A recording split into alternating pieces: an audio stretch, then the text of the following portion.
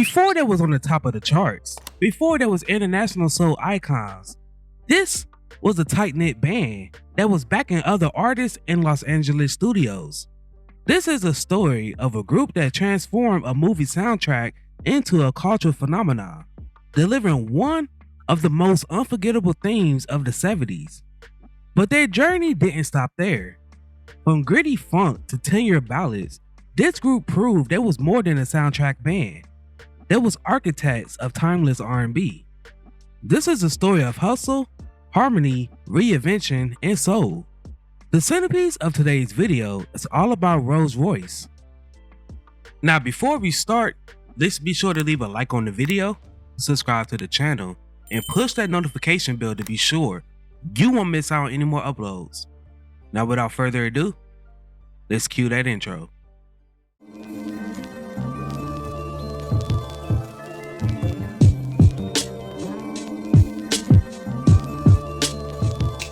The Los Angeles-based group was made up of Gwen, Harry Gardner, Terry Santil, LaQuaint Job, Michael Moore, Kenny Copeland, Kenji Brown, Freddie Dunn, and Victor Nix.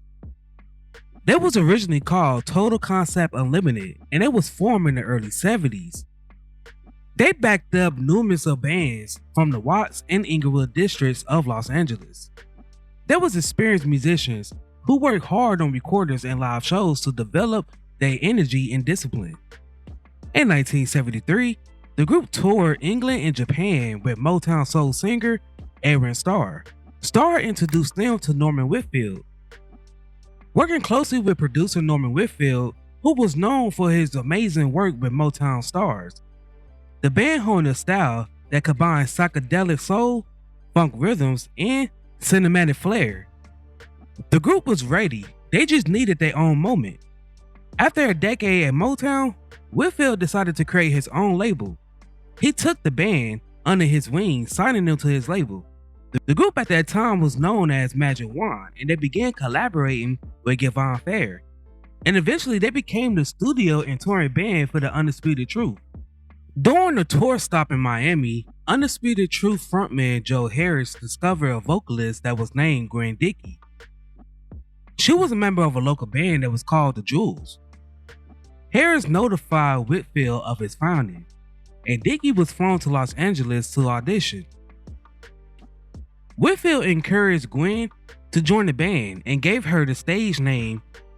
Around this time was when the band took on their new name, Rose Royce. During this period, Whitfield was approached by film director Michael Strauss, who was coming off the success of his debut film, Cooley High. He gave Whitfield a chance to produce his soundtrack for the next film, which was Car Wash. Whitfield utilized the film to begin his new group. He began writing music based on the story concepts, and he and the band went to the film set and soaked in the atmosphere. The band did something unusual for its time. They wrote the music during filming rather than afterwards. The title track exploded. It was funky, vibrant, and instantly recognizable. Car Wash became a massive hit, topping the charts and turning Rose Royce into household names almost overnight. The soundtrack's success proved that the band wasn't just backing talent, they was the talent. The movie Car Wash and the soundtrack was great successes, bringing the group to national fame. The title track peaked #1 on the pop charts and #1 on the R&B charts, also peaking #3 on the dance charts. You might not ever get rich, but let me tell you it's better. The soundtrack peaked #14 on the Billboard 200 and #2 on the R&B charts. Whitfield won the Best Music Awards at the Cannes Film Festival, and the album won a Grammy. The soundtrack had a few more hits, including I Wanna Get Next to You, that peaked #10 on the pop charts and #3 on the R&B charts, also peaking #9 on the adult contemporary charts. I wanna get next to you. I'm Going Down, that peaked #70 on the pop charts, #10 on the R&B charts, and #10 on the adult contemporary charts. Hey, boy, I'm going down. The group's follow-up album, Rose Royce 2, In Full Bloom peaked at number 9 on the Billboard 200 charts and number 1 on the R&B charts. The album produced some charting hits, including Do Your Dance, that peaked number 39 on the pop charts and number 4 on the R&B charts.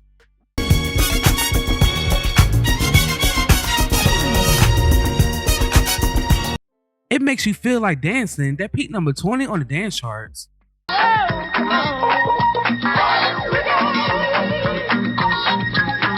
Ooh Boy, that peaked number 72 on the pop charts and number 3 on the R&B charts.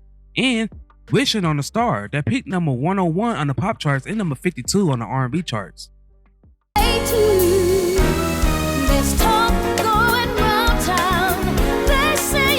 In 1978, they released a third album titled Rose Royce 3 Strikes Again. This album peaked number 28 on the Billboard 200 charts and number 4 on the R&B albums charts. This album had hits including I'm in Love, that peaked number 5 on the R&B charts.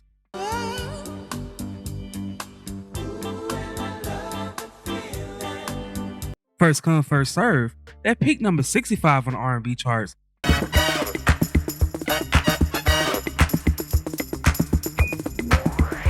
And Love Don't Live Here Anymore, that peaked number 35 on the pop charts and number 5 on the R&B charts.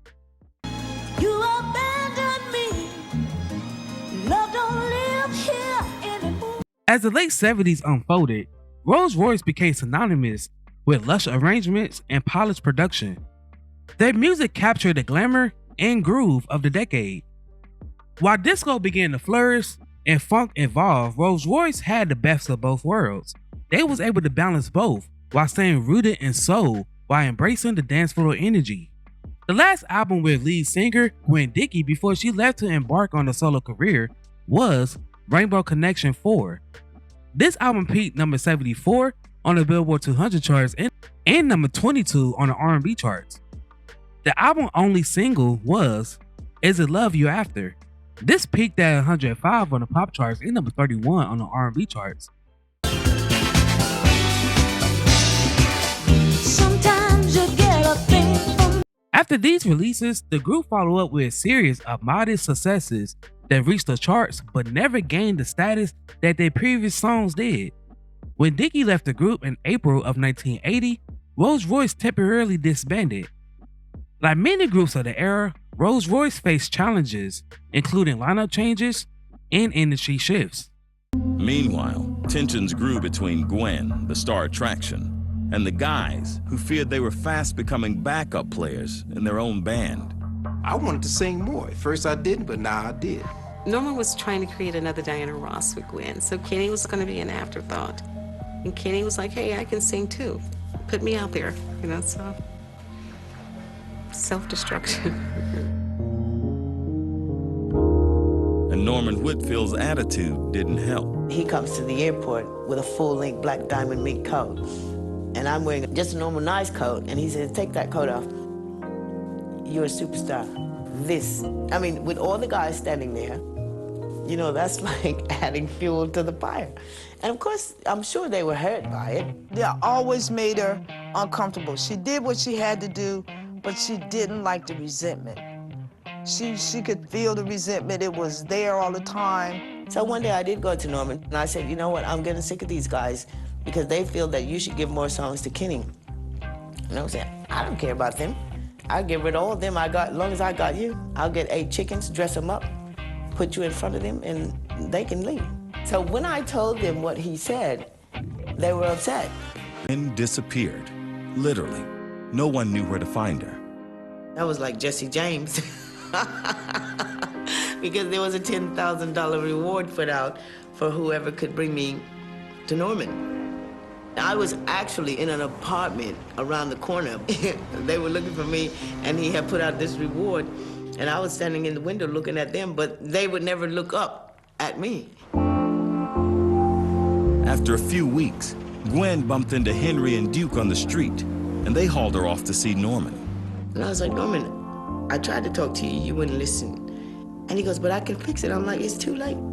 It's too late. I'm not coming back. I'm done. Gwen went back to Florida, then moved to London, and spent the next 3 years away from music, trying to sort things out. who am I? Am I Rose? Am I Gwen? You know, what's gonna happen to me? It was the most difficult time of my life. I was just crazy. I was living on the edge of life and nearly fell over the cliff a couple of times. Okay, that's Gwen's version of the breakup. The current members of the band tell a different story. According to them, the group was in a meeting at Warner Brothers and about to sign a rich new deal when Gwen didn't show. Instead, her manager called with a message. Listen, Gwen is not going to sign a new deal unless she gets 50% of the entire deal. Everybody was in shock. And I told Jay Cooper, tell Gwen's manager, not only are we not going to give her half of the deal, tell her she's fired. Before I let anyone come into my house and tear it up, I'll blow it up myself. That's brilliant. That is absolutely priceless.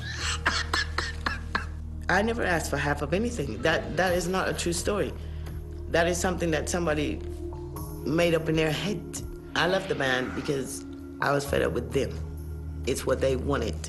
In the guys' minds, they wanted to fire her because they were upset at some of the things that went down. And I guess in Gwen's mind, she wanted to quit because she was upset at them the way things went down. So it was all mutual.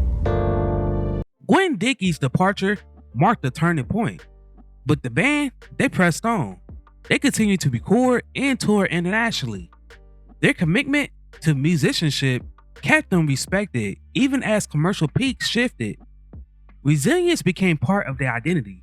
The remaining members regrouped and adjusted the lineup, and they kept popularity in the UK, where they remained a marquee attraction. They added singer Ricky Benson, who replaced Dickey, taking over female lead vocals for the 1980 album Golden Touch and the 1986 album Fresh Cut. Lisa Taylor then replaced Benson for the 1989 album Perfect Lover. During these eras, songs that charted was Pop Your Fingers, which peaked number 60 on the R&B charts.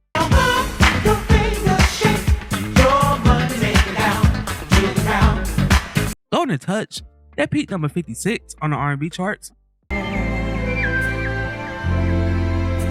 Whenever you R&R Express, that peaked number 8 on the dance charts.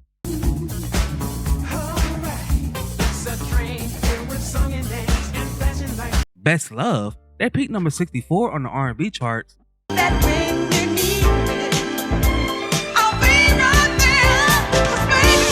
Magic Touch, that peaked number 77 on the R&B charts.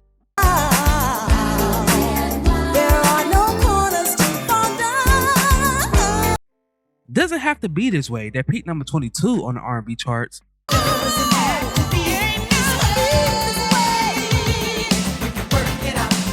Lonely Road, that peaked number 45 on the R&B charts. kiss, but I'll never do it no more, baby. And If Walls Could Talk, that peaked number 69 on the R&B charts. For just a taste of good times, these things do some. From 2012 to 2013, R&B vocalist Deborah Morgan joined the band as a lead singer for a few shows. Gwen Dickey formed her own version of Rose Royce that's called Gwen Dickey's Rose Royce. Over the decades, Rose Royce's catalog has found a new life through sampling and covers. They have been sampled and covered by artists such as Cameron, Mary J. Blige, Jay-Z, Tupac, DJ Quick, Mace, Madonna, and Charlie Wilson, to mention a few. Their grooves remain staples for DJs and producers, proof that well-crafted funk and soul never fades. From film soundtracks to hip-hop beats, their influence echoes on. While American chart success fluctuated, Rose Royce maintained a powerful following overseas, particularly in the UK or Europe. Their timeless sound translated across cultures, generations, and dance floors. Few bands can claim a hit as instantly recognizable as Car Wash, but even few can claim a catalog as emotionally enduring as Rose Royce. Rose Royce began as a studio band with a dream to become the voice of a cinematic moment that defined the 70s. That dream blossomed into something even more. That gave the world funk that you can dance to, ballads that you could cry to, and a soundtrack that still plays whenever nostalgia meets grooves. From the car wash to the concert stage, their music remains polished, powerful, and unforgettable. Now, before we go, I have a few questions for you all. What is your favorite song by Rose Royce? Also, what era of Rose Royce do you like the most? Before I go, I want to take a second to promote my Discord. Over here, I provide a safe space for my supporters. We discuss music of all genres. You can provide me feedback on recent uploads, etc. If that interests you, then go ahead and check me out. The link is in my bio. While I have y'all here, if you would like to support the channel further, then feel free to become a member. By doing so, you help make these videos possible. I thank each and every one of you who supported me along this journey.